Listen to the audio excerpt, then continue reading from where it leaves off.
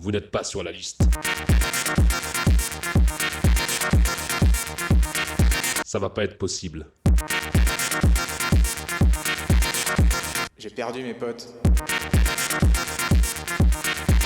Elle est où l'after? Qui paye son taxe?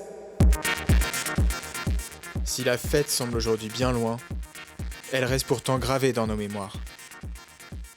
En attendant son retour, partageons quelques histoires. Tympan présente Mémoire de teuf, épisode 4, Lisbonne, on a un problème. On venait tout juste d'emménager à Lisbonne avec mon copain.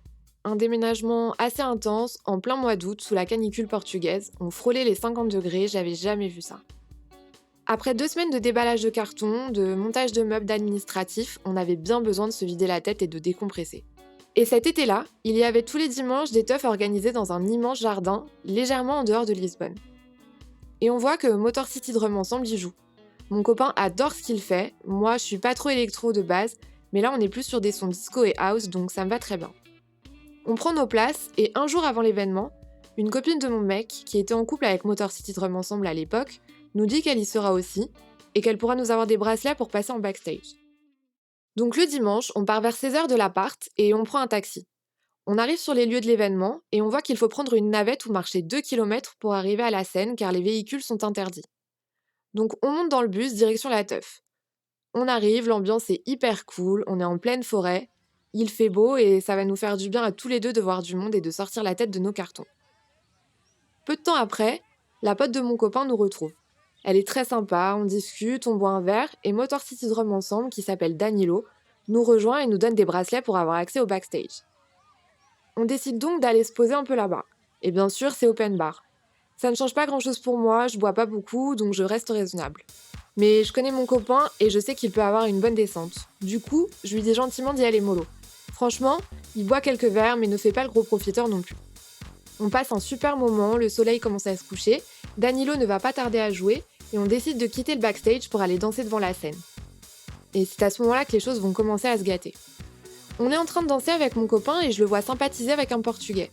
Ça rigole, ça se fait des grandes tapes dans le dos et là il tire sur son joint.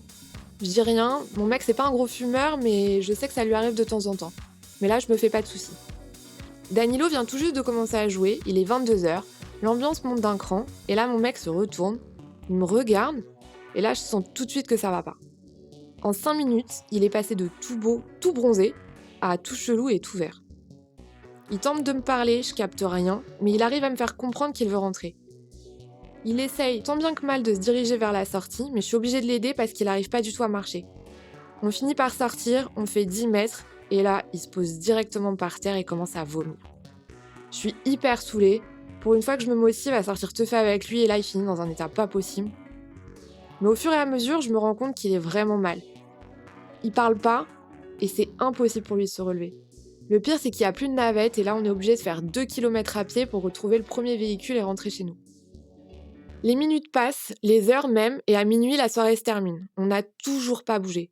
Bien sûr, tout le monde sort, passe devant nous, et les gens ils se moquent de mon mec comme des gros connards, au lieu de nous proposer de l'aide. Moi, je suis en train de péter les plombs, je les insulte en retour. J'aperçois des pompiers qui se dirigent vers nous, et ils se proposent de nous ramener. Donc là, moi, je sais pas du tout pourquoi, mais je me persuade qu'en fait, ils vont nous ramener chez nous.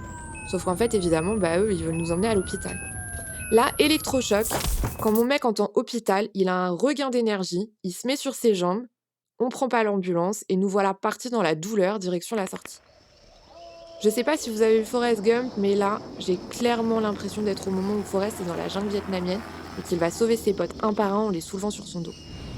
On marche en zigzag, je dois supporter ces 70 kilos pendant tout le trajet et je me dis qu'on va jamais y arriver.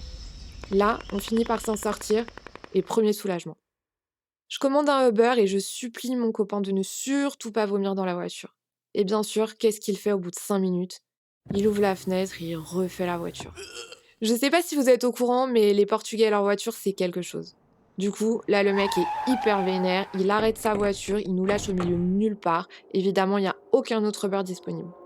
À ce moment-là, Mon copain, il a vraiment de la chance que je l'aime fort, parce que je suis à 2 doigts de le laisser seul dans son vomi et de l'abandonner au bord du périph' Lisboète. Et soudain, tel un mirage, je vois au loin quelqu'un qui nous fait des appels de phare. Et là, je vois le mec qui revient. En fait, sa voiture, elle était quasiment clean, il était juste parti la nettoyer. On remonte dans le Uber, on essaye de se comprendre tant bien que mal, et nous voilà en route pour notre maison. On arrive à bonne destination, je remercie le chauffeur 1 million de fois, je lui donne un énorme pourboire. Direct, je couche mon mec, et là j'appelle mon meilleur pote pendant 1 heure pour cracher toute ma haine. C'est à ce jour la dernière fois que je suis sortie teuffer avec mon copain, et c'était il y a 4 ans.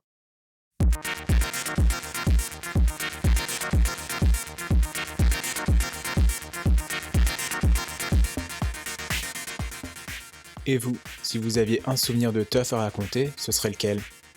Abonnez-vous à notre page Instagram @tympan.podcast et envoyez-nous quelques lignes par message. Les plus mémorables seront conviés à notre micro.